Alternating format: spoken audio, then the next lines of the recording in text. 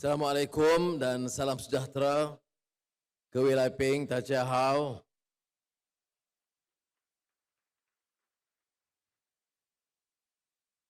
Terima kasih Syekh Kewe kerana jemputan, sambutan Hari Raya, Hari Kebesaran masyarakat Cina seluruh dunia. Tadi saya ucapkan Kong Fa Choi, Sin Nian Kuai Le. Tadi Tan Silo sebut Sin Nian Hao. Saya nak tambah Sin Nian Hao, Nian Nian Hao.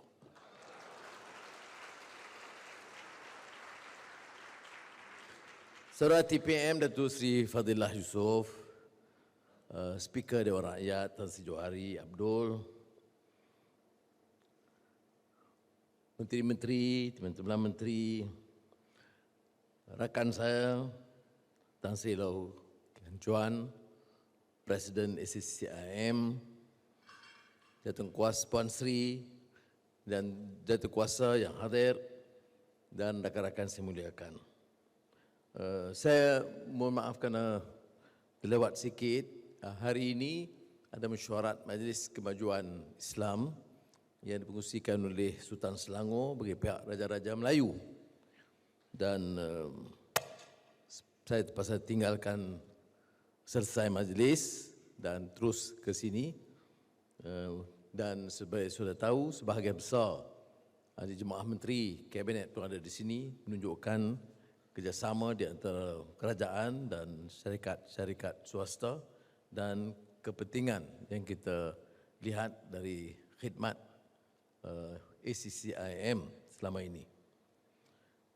Satu perkara yang penting hasil dalam mesyuarat tadi ialah kenyataan Kebahagiaan Yang Maha Mulia Tuanku Raja Selangor, Sultan Selangor, yang menekankan dan cuba melurus dan menurunkan suhu hangat politik terkait dengan keputusan Mahkamah Persekutuan mengenai kedudukan Mahkamah Syariah di negara kita. Mungkin di kalangan masyarakat Cina tidak merasakan tekanan itu, tetapi di kalangan masyarakat Melayu, masyarakat Islam seluruh negara, isu ini menjadi isu politik yang sangat hangat. Hukum dijatuhkan, mencerca, penghinaan kepada hakim-hakim dan kerajaan dan sebagainya. Maka apa yang dititah oleh Tuanku Sultan Selangor ialah merujuk kepada keputusan Mahkamah Persekutuan. Malaysia ini negara hukum. Negara hukum maknanya patuh pada prinsip perlembagaan. Jadi keputusan Mahkamah Persekutuan itu menurut Tuanku Sultan Selangor dihormati kerana Mahkamah Persekutuan tunduk kepada hukum dan semangat perlembagaan. Tidak timbul nak meringankan atau meremehkan kedudukan Mahkamah Syariah. Jadi saya bagi pihak kerajaan tentu menyambut baik kenyataan Tuanku Sultan Selangor selaku pengurusi Majlis Kemajuan Islam yang dilantik oleh Majlis Raja-Raja Melayu yang masih tegas mempertahankan semangat perlembagaan negara. Kalau ada pun apa-apa tindakan cadangan baru rujuk kepada jawatan kita telah lantik Tun Zaki Azmi, mantan Ketua Hakim Negara, untuk mempengurusikan kuasa, mengkaji masalah-masalah yang dibangkitkan oleh negeri dan masyarakat Islam tentang syariah. Tetapi tunggak perlembagaan tak boleh dirongkai. I need to emphasize the need to acknowledge the fact that this country is based on the rule of law. And therefore, the constitution of the nation and the laws must be respected. The decision by the Federal Court is based on their interpretation of the constitution and the law. Nothing to do about their rejection of Islam or the Sharia principles, which is being abused, used and criticized by some sections in this country. So the categorical statement by the Sultan of Selangor, appointed by the Malay rulers, in support of the federal court decision, must be widely acclaimed by the Malaysians, Muslims and non-Muslims. Of course, the Muslims want the Sharia court to be given some recognition. We don't dispute that. And some issues relating to Sharia laws need to be strengthened. Is again not a controversial issue, but it must go through a clear process. We must give also a very clear categorical assurance that any attempt to strengthen the Sharia courts will not be at the expense of the non-Muslims and the role of the court and the judicial system which is being practiced today. So these are fundamental issues which is important. Tan Sri Loh made reference to the issue of stability.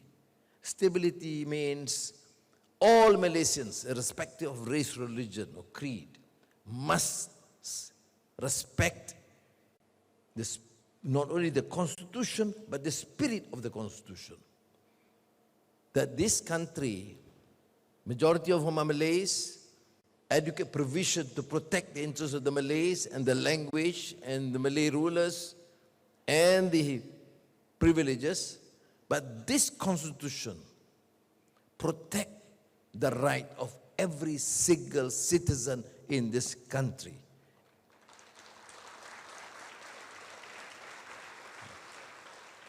Jadi saya mulakan dengan penegasan ini kerana inilah semangat perpaduan dan kerajaan yang kukuh, dan saya beri jaminan kita tidak akan tergugat.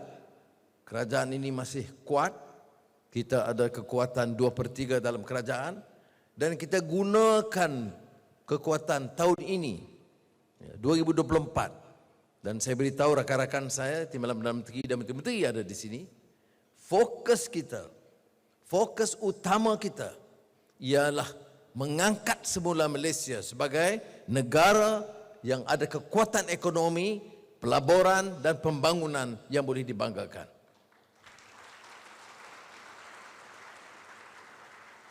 Dan ini bermakna meningkatkan pelaburan dalam negeri, domestik, dan pelaburan luar. Saya ucap tahniah juga pada rakan-rakan, ya, termasuk Kementerian MITI yang bergegas dan berusaha untuk mendapat dan menarik minat pelabur dalam dan luar negara. Dan tanpa bertikai, termasuk kawan-kawan rakan-rakan jemaah menteri dan ketua-ketua agensi yang membantu, kita telah mencatat rekod yang membanggakan, ya, yang menarik kerana umumnya menganggap dan menerima kenyataan politik kita stabil. Dan insya-Allah kita akan hanya hadapi pilihan raya dalam tempoh 4 tahun, dan saya berhajat insya-Allah akan kekal mengemudi kerajaan ini dengan kuat selama 4 tahun lagi. Kalau fokus kita itu ekonomi, beberapa teguran, pandangan dikemukakan. Yang pertama, beberapa dasar seperti transisi tenaga, energy transition, transformasi digital, digital transformation, food issue yang melibatkan keperluan meningkat pengeluaran makanan, industri makanan, food security. Ini semua harus diberi penekanan dan semua kementerian tumpu untuk meningkat usaha dalam bidang-bidang tersebut. Dan tidak boleh lagi ikut kaedah lama semuanya. Mesti ada beberapa anjakan kesediaan untuk membawa perubahan. Dan kita sebagai pasukan memang tumpu tiap minggu dalam mesyuarat jemaah menteri, dalam mesyuarat jemaah jawatankuasa kabinet, itu menumpukan isu kerja yang secara bersungguh-sungguh. Saya telah beri jaminan dan apa saja yang perlu kita lakukan untuk memangkit, mempercepat perubahan, kelulusan, itu akan dilakukan.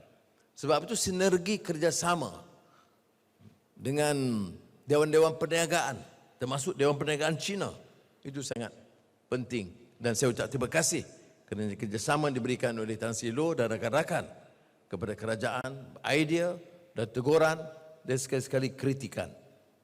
It's okay. Because from time to time you give suggestions and Tan Sri Loh does give some criticism, politely but very strong message. And I think we welcome that. Not only is this a democratic country, but it is important. If you want to have this synergy, we have to listen. Sometimes they agree, sometimes they support, sometimes they give proposals, or sometimes they even submit some criticism, which is, to my mind, fair for us to reflect. Now, saya ada satu permasalahan yang saya nak umumkan, atau minta kerjasama SCCIM.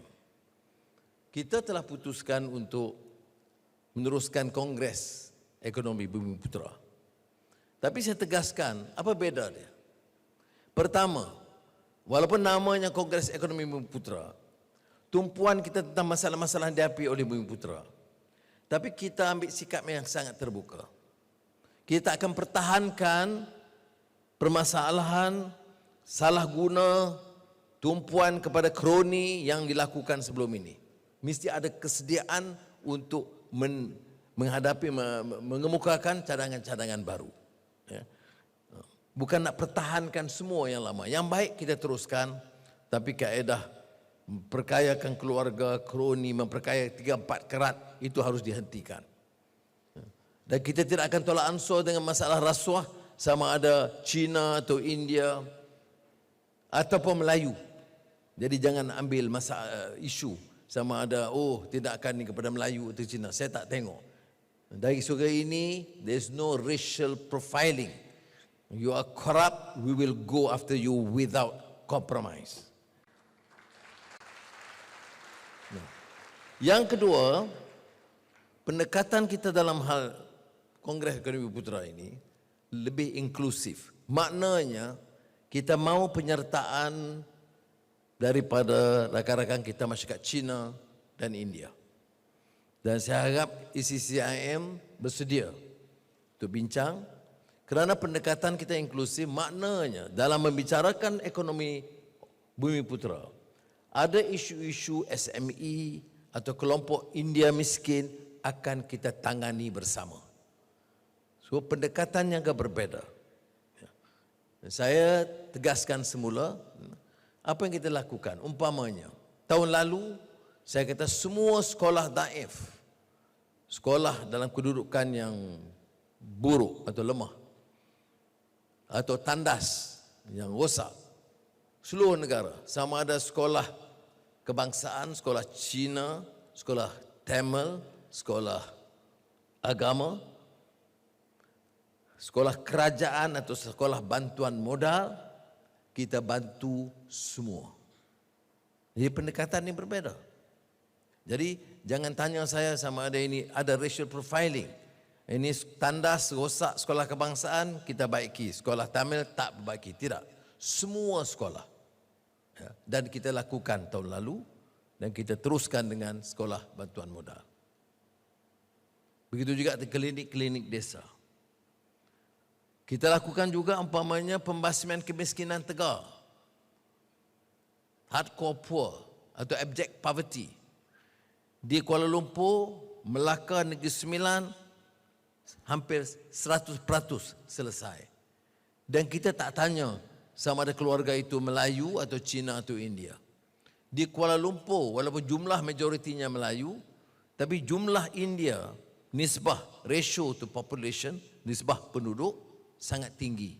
Dan setiap keluarga India di Kuala Lumpur, kita bantu untuk lepaskan dia daripada garis kemiskinan tegar atau hardcore poor. Ini pendekatan kita. Tapi kadang-kadang kita hadapi pemimpin-pemimpin masyarakat sama ada Melayu atau Cina atau India, dia duduk tanya lagi peruntukan orang India. Bagi saya, setiap orang miskin tegar, saya tak kira Melayu, Cina atau India, kita selesaikan. Dan di Kuala Lumpur, Melaka, Negeri Sembilan, dari angka yang kita perolehi, sudah 100% tercapai. Ini approach pendekatan kita baru. Dan pendekatan yang sama dalam Kongres Ekonomi Bumi-Putra.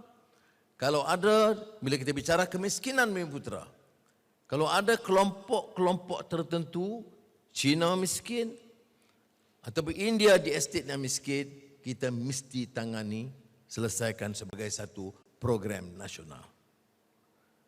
Begitu juga kalau kita bercakap soal peluang perniagaan, terutama peniaga-peniaga kecil, Bumi-Putra, peluang bagi orang India, ataupun peniaga-peniaga kecil masyarakat Cina, tempat perniagaan, gerai mereka, itu kita harus tumpu sebagai program dan agenda nasional.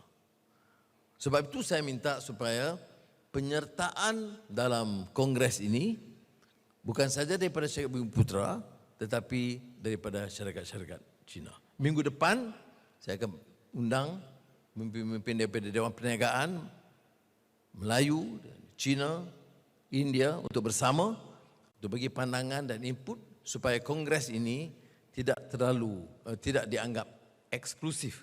Dia masih menekankan thrustnya tentang masalah yang dihadapi oleh orang Melayu di Bumi-Putra, tetapi pendekatan kita selaras dengan dasar negara madani ini harus lebih inklusif. Jadi sekali lagi saya ucap terima kasih. Kita nampak makanan pun dah sedia lama, sudah pun dah lapar.